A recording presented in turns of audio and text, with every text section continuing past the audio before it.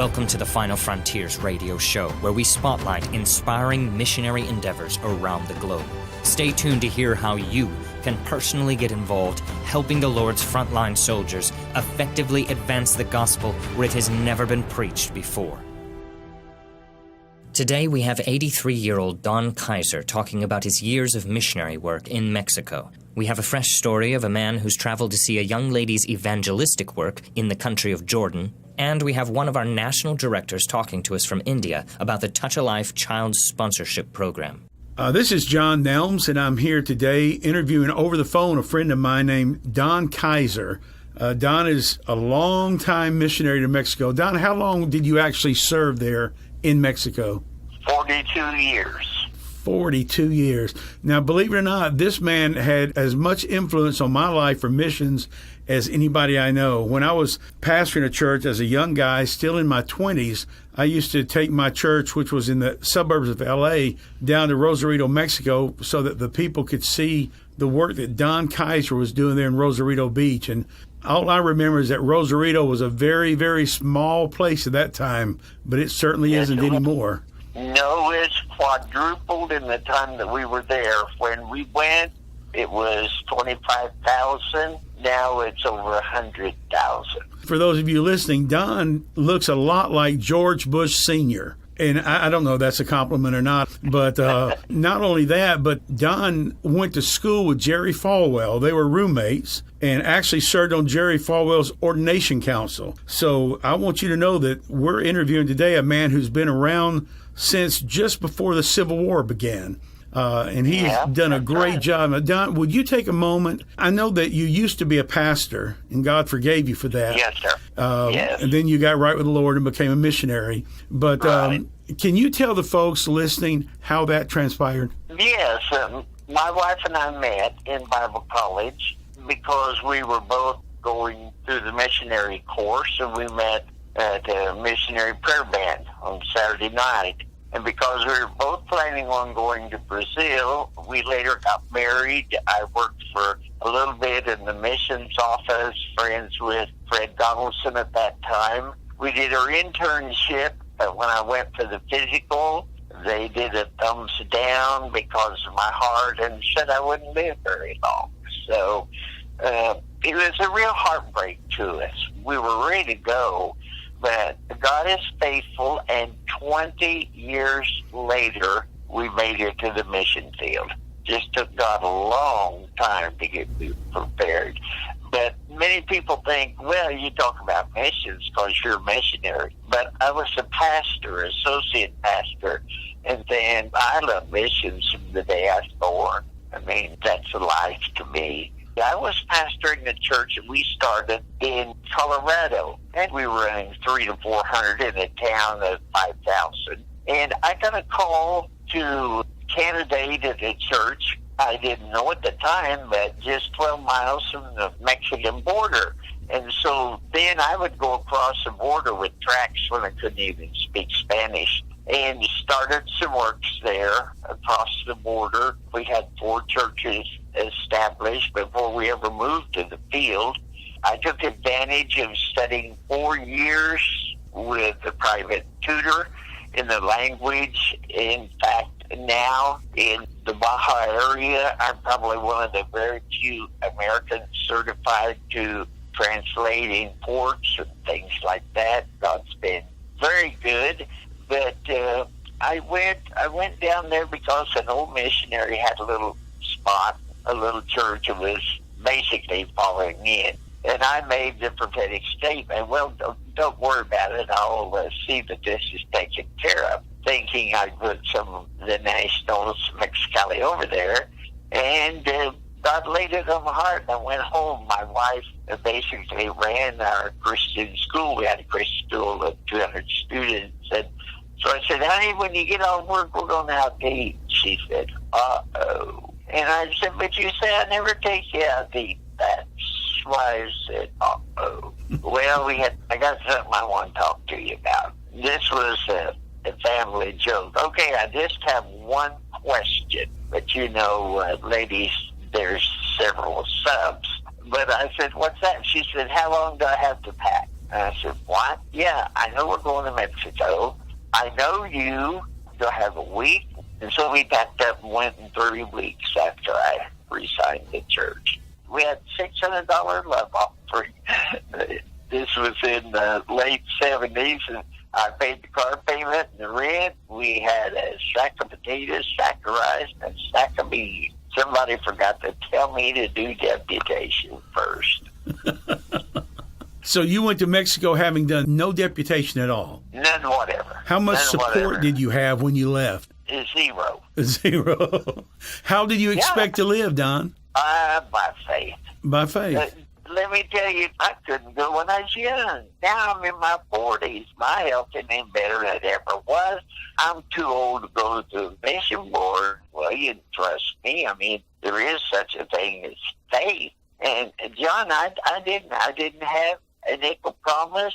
We got down there. I started calling preachers I knew. I started going in and out to meetings, and God has been faithful 42 years.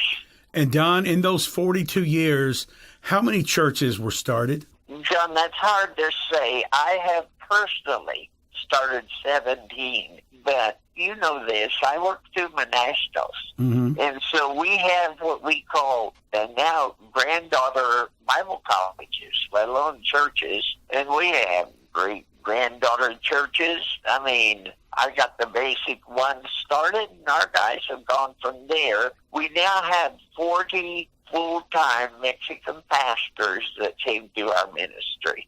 Well, I know, or I remember visiting you once back in the early 80s, and at that time you had 23 churches going. I remember you drove me down to Ensenada to show me a new church you had started, and when we got there, I'm thinking, where's the church? All I see is a house. It looked like a 2-story house, and you explained to me that is the church. And, of course, at that time, my brain had not expanded yet, and I'm thinking, you can't have a church in a house. You know, it never occurred to me that's how Paul did it. And I thought, this just looks like a house in a neighborhood. And I think you explained to me at that time that the Mexican government did not allow the establishment of churches, so you would build houses for them to meet in instead of churches. But I recalled as we walked in the front door, it only looked like a house on the outside. It looked like a church on the inside. It was one big room. But you probably don't remember all the times we've been down there and the places you've shown me, whether it be big houses or a small church building, slums, or whatever the case may be. Your stories have always intrigued me, and certainly your life and your experiences have caused my mind to understand there's got to be more to missions than what I grew up believing it was all about. So you've had an impact on me, and I will always be grateful to you for that. I appreciate that, John. I am honored. The first year that I was on the field, after 3 months, I was preaching 10 times a week. And that was before I got the Bible college started and some training. Now, that 32 at that time were not all ones that I personally started. Some of those, they were under my ministry.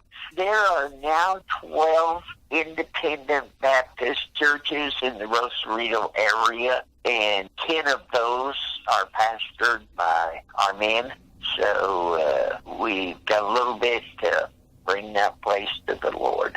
How old are you now, Don? I'm 83. Well, I will be next month. I'll be 83. 83 years old. And I still am preaching on the field. We have an electronic hookup where I can see them and hear them, and they can see me projected on their screen. And in fact, last Sunday I preached, and God really blessed. It's a brand new message, and it's entitled, What Heaven Looks Like from Where I'm Standing. You know, you see something far off in your 30s, 40s, 50s, you know, heaven, yeah, I'm going there. Yeah, it's a great place. But when you get to be 83, you can kind of look over there and see things a lot closer. And God just came down, and man, the altars were full of people. Just making sure, you know, making sure they're ready, making sure they're born again. Now, let me get this right, Don. You preached this last Sunday. Where were you preaching at? Well, Well, I was in Wisconsin. And you were preaching to your former primary church there in Rosarito, Baja California. Yes. We have our second church now with that kind of a hookup, and we're working on the third way in the interior of Mexico. And they have a camera down there, so I can see them. Then I have my camera here. I sat, in fact, in my room and preached to them. One lady said, "It's bigger than life. You're right in our face." So that's incredible that you, almost 83 years old, are using a technology that's only recently become available, where you can preach to churches in Mexico, multiple churches at one time from Wisconsin. Right. It just shows how technology can be used for the gospel's sake instead of just for business or commerce. Right. I mean, if I couldn't even preach, I'd get them on camera. I got to see that place. I love that place. I put 40 years. My wife put her life in that. Man, if I couldn't have something like this, I don't know what I'd do. Well, God bless you and Edna. I wish she was still with us, but I know she's probably up in heaven getting things ready for you. And just for those listening, Don and I have known each other now for probably since I was a young man. Don's like the great-grandfather I never had. And so we have a good joking relationship. We can get along real well together. But his wife, Edna, was just the same, precious as she could be. But after years of suffering with medical problems, she went home to be with the Lord a few years ago. And Don has stayed faithful in his service to the Lord. And though he can't live in Mexico at this time, he's still ministering in Mexico through the internet and his sermons. So I want to ask those of you who are listening to remember the name Don Kiser. Remember him in prayer. And if you'd like to know about his ministry or be on his mailing list, let us know. We'll put you in touch with him. Thanks for joining us, Don. I'm sure we'll have you again in the future. I'm honored, John, and God bless you and just strengthen you that you can keep this thing going. Amen. Okay. Amen. Amen. Thanks so much. Okay, brother. All right. Bye. Is your church excited about missions? Do your people want to learn more about what's going on around the world in these last days? Does your youth group want to hear fresh stories about inspiring American and national missionary work? Or find out how your church can get involved in smuggling Bibles or reaching unreached people groups? For Final Frontiers representative to come and speak in your church services or missions conference, whether in person or by video link, please contact us at finalfrontiers.org. This is Joshua Martin, and today with me I have Ross Crowder. He's a good friend of mine. I've known him for a long time. He's been all kinds of places around the world. He's taken a lot of mission trips, and we were figuring it up just a minute ago. It was about 18-some countries that you've been in, correct? Right. So you've seen some places. Some of us get that opportunity, and it's so enjoyable. I know you've been down in Peru. Mm-hmm. You helped when my family was going in there. Jason Dover and Rory, you got to be down there. That's actually where they first met you. So they knew you before I did. Mm-hmm. And then when I was in Missouri, I met you and your family and got to hear about some of the places you were going, and you got to see some of my missions videos. But just recently, you have come back from a Middle Eastern country, and you were visiting your niece, correct? Correct. Okay, so we're not going to mention her name, but can you tell us what country that was, where you were at? Yes. She is in Amman, Jordan. She's actually working in the lowest class part of Amman called Mahata. Wow. And it's where all of the poorest and all of the refugees end up. If they're coming to Amman, that's where the government sticks them. So it's the most undesirable place to live. In Amman. Good for her. Yeah. It's a city of 4 million people. When she tells people Mahata, they just look at her like, you are an American and you're white. Why would you live in Mahata? And she says, because I'm working with those people. And she tells everyone, she's teaching English, and she does. I was able to sit through an English class that she was teaching, and it's basically, they call them street kids, and most of them do have parents, but they're pretty wild, pretty untamed. Many of them are refugees from Iraq and Syria, and some of them came from decent situations over there, and they behave well. Some of them came from just very, very poor situations in their home countries, and now they're just basically trying to survive in Jordan. And so everybody pretty much around the world, as I'm sure you've discovered as well, knows that if you can learn English and learn it well, then Yeah. that puts you a step ahead of everyone around you. So it's a very attractive thing. A lot of people are looking for that in other Right. countries right now. So they meet in this little classroom that's used for other things during different times of the week, but they come and bang on the door and kind of sporadically throughout the course of about an hour, and then they meet with them for an hour or two after that. So a total of about 3 hours twice a week. These kids, although, they're poor and they really don't have much, learning English seems to be a priority to them as well, and some of them are very young. There are a couple 4-year-olds that come all the way up to like 12-year-olds. And there's about a dozen of them that come currently. And so they go through some English lessons, and of course they use Bible stories to teach the English lessons. And then the goal is to reach their parents, because the kids go home and talk about the lessons, and then the parents will come in and ask questions, and they're able to share little by little and build relationships. And the thing that impressed me the most while I was in Jordan was really just how friendly everyone was, which I was not expecting. I'm an American, and I stick out, and people were just very, very friendly. I had teenagers and adults and police officers, restaurant workers just stop me. And it's very odd for a teenager to stop you and say anything positive, and so I had probably a dozen people while I was there stop me and say, are you American? And I would say yes. And they would say, we love America. Americans are welcome here. And they want to be set apart from other Arab countries in that they want to be known as friendly. Now, there are, of course, problems here and there. Not everyone feels that way. But the overwhelming feeling that I got was, that people want Americans there. They want tourism. They want to be known as a moderate Muslim country. They don't want people to fear, visiting Jordan. So that was very unique and very unexpected. In the last Muslim country that I was in, there was always people around that would try to practice their English with you if they knew any at all. Yeah. And that's the open door we found in that country, was it's teaching English. Yeah. If you can get in there, the schools want somebody too. Right. The schools will say, please come in and help us. And it's neat. The people would stare at us like they couldn't believe they'd seen French people before, but they hadn't seen Americans. But they're like, wow, yeah, we do want people to come, and we want them to visit our country and everything. And it's like that more than people here would think. People in America would be scared to go to some of these places, and rightly so in many, many areas. There are many preachers through Final Frontiers that we support in very closed countries, and they are under the gun all the time. It's very, very dangerous for them. But it's interesting, hearing what you say, how Americans are welcome there. Yeah.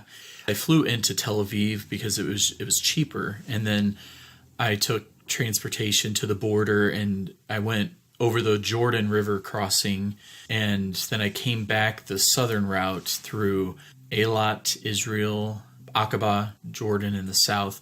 So basically, I went in the north of the country, went into Amman, then I went up to Jeresh, saw Roman ruins, things like that, and then went along the Dead Sea, the Red Sea, down to Aqaba, and crossed over there. So it's a pretty big expanse of the country that I traveled through, and Jordan is made up of very diverse communities. So some are very, very strict, and you'll drive through and see all of the women wearing burqas, the full coverings, and then you'll go through other communities and they will be, maybe just wearing a long t-shirt with a pair of jeans. And I was told that kind of the older men in each community, and then each individual dad of the family decides what the women wear. And so if the older men in the community are comfortable with a certain dress in their community, then the men usually follow suit. And so the stricter communities were because some older men lived in that community who felt like the women should be more covered. You're helping your niece financially. You and your mom were helping her financially? Like, are you the only ones helping her? Or No, she went on a sort of deputation before she went over there. Ever since she was a teenager, she had a desire to be a missionary, and as she got older, she just really wasn't finding opportunities to carry out that passion and desire that she had. So her mom found a group for her to work with that I had never heard of. So she went over there, and because she was living in Mahata, it was extremely cheap. So I think, for a 2-bedroom apartment, she was paying $100 a month or something. It was just very, very cheap. Food is very cheap. There are nice, expensive restaurants, of course, like anywhere, but just day to day, food is very cheap. She planned on going for 6 weeks, and then before she went, that actually turned into a hopeful 6 months. She wanted to stay for 6 months, and it ended up being a year that she has been there. She's really enjoyed the culture. Some of the refugees that she works with, because she'll go and make house visits to some of these homes. Some of them have been difficult to deal with, but the actual Jordanians have been very nice and welcoming to her. And she's, tried to respect their culture by dressing, as she calls it, culturally appropriate. She doesn't wear, a full covering or anything, but just something that would make them feel comfortable around her. It's very smart to do. Yeah. Good for her. Yeah. She's been there a year and made a lot of Jordanian friends, just going to restaurants and things like. She tries to spark conversations with people there. So that's awesome. Yeah. Well, I'm proud of her. Man, it's for our listeners out there. I hope this inspires them to think. I mean, here's a woman going into a Muslim country and pouring out her heart to these people. And it's hard. It can take years to reach people. And especially in those countries, I mean, you make friendships over coffee. I mean, you sit there, like you were saying, going into a restaurant, and it's just slow process before they trust you. Right. Yeah. And a lot of us, we don't go to those countries. I was thinking this past month, I heard it said once, you don't go to these Muslim countries, and so God's bringing the Muslim countries to America. It's in your backyard right now. You know? Very true. He's bringing them to us. Very true. But it'd be so much better if we would step out and have a heart for these people. Mm-hmm. Is there anything else you want to talk about in that area that stuck out to you, or that might be inspiration for our people listening? Well, I would just challenge people, do your research. Make sure that you're not just getting in over your head, but don't be afraid to go to some of these places, especially if you can find some missionaries there or something. Don't be afraid to go, and because the eye affects the heart, and you can hear about something, even watch a presentation, but seeing it live with your own eyes is just going to change you. Right. No matter what country you go to, once you get outside of America, just seeing the different cultures and the different way that people think and live, and realizing that some of the odd things that they do is because they don't have the gospel, and the things that we shrug our shoulders at, it's because they haven't had God as an influence in their culture and their lives. So I would just challenge you not to be afraid to go and reach out to Josh here, or someone that that has contacts in those areas, and get hooked up with someone in a place that you have a burden to see, and don't be afraid to do it. Yeah, I can think of a Muslim country right now, Azerbaijan. It's like over 96% Muslim. Some say higher than that. Wow. And when we were there, the big cry of the Christians there is send English teachers. We could get you guys in, and then you could fellowship with us, and you could help us. And I know it's that way in many other countries, and Azerbaijan is not as dangerous as some of the other ones around. You can get in there, and you can teach English. Same thing in this case. So a lot of opportunities. Thanks for being here today and talking about this. Anytime. Your inquiries and comments are important to us. If you have questions or perhaps subject matter you would like to have addressed on this show, please visit us at finalfrontiers.world. Missionary lifespans have changed. In the first 100 years of missionary expansion from Great Britain, the average lifespan of a missionary was only 6 years. In fact, it was that long only because one missionary managed to survive 17 years, throwing off the curve, so to speak. Death for missionaries and their families was so certain that when missionaries boarded their ships to leave England, they packed their belongings not in shipping crates but in caskets, one for each member of the family. Family and friends would walk them to the docks, singing meaningful and favorite hymns, crying and waving as the ships faded into the distant curvature of the globe. never expecting and barely allowing their minds the hopeful thought of ever seeing them again. Many died on board ship after only several weeks of travel before ever reaching the western coast of sub-Saharan Africa. Africa at that time was called the Dark Continent and the white man's graveyard, referring to the certain death from a host of tropical diseases that were so common in the stagnant air of the jungles. Missionary societies eventually forbade their missionaries from venturing into the interior of Africa, forcing them to live only and always along the cooler coastal regions, where they could live longer and healthier. David Livingstone gained international acclaim because he left the mandated coast for the interior and made contact with a host of unknown tribal groups that were yet to be reached for Christ. In doing so, he also saw the international mystery of the millennias regarding the source of the Nile River. He later died of malaria and dysentery. Like many other missionaries, I have personally had malaria, typhoid, Zika, chikungunya, dysentery, and a host of other diseases and ailments. But due to the advances in medical care, missionaries today can live longer and stronger, being enabled to preach for years beyond those anticipated by our noble predecessors. I'm John Nelms. To learn more about missions, order a copy of my book, The Great Omission, on our website at finalfrontiers.world. In third world countries, the only truth that many children know is hard work in the hot sun and an expectation of a life of disease, hardships, hunger, cursings, and abandonment. We can't change where they live, but we can change how they live. We can touch their life and make a difference. With hundreds of millions lying on the brink of starvation, would you say with our Lord, "Suffer little children to come unto me, and forbid them not"? If you would like to sponsor a child, visit us at finalfrontiers.world. Hey, this is Daniel Nelms. This is Pastor Babu Prasad from India. How are you doing, Pastor? It's nice to hear from you again. I'm doing very excellent by the grace of God, and in this new year, we are expecting great things to be happen, especially with the Touch a Life kids. Yeah, why don't you tell us a little bit about what's going on with Touch a Life there? The children here, we do have about nearly 120 children in our church. These children are they're very poor and downtrodden, and most of the children, they don't go to school.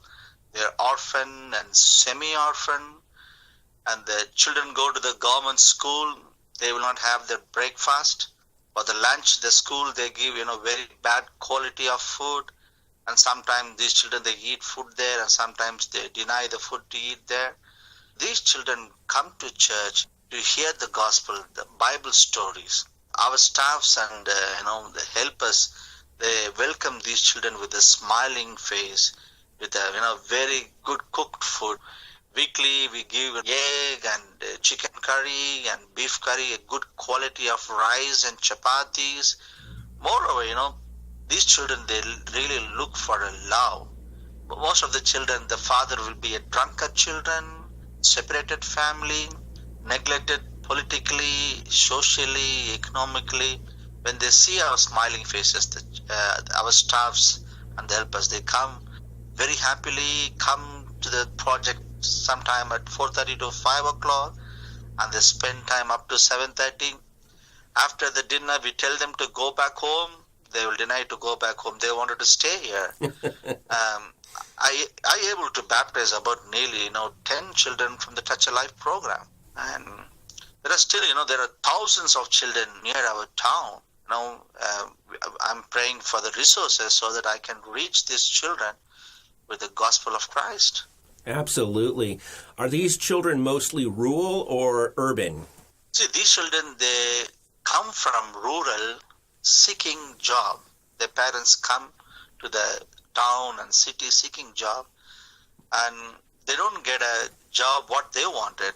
And finally, some of the parents, they get into bad habits, drinking, alcohol, not taking care of the family, and all sort of unwanted things involved. So finally, these children are messed up, and once they get up, get into teenagers, they also caught up with the Hindu radicals, and so the Hindu radicals, they use these children against for Christianity. Well, that's terrible. So, here as a church, there are thousands of children around our church. Now we want to get these children. Absolutely. For this Christmas, we invited about nearly 250 children. They're not a part of a Touch a Life program, but still we invited them. We shared the love of Christ. From the church, we gave the new costumes. We gave some stationaries, some toiletries. I see these children are a great impact for India, and today they are children, and tomorrow they are an Indian citizen. If we really have a good resources, we can take these children into our church, teach them about gospel, help them in their studies, encourage them, show the love of Christ, and I'm sure that we can win these children for the glory of God. Absolutely. Absolutely.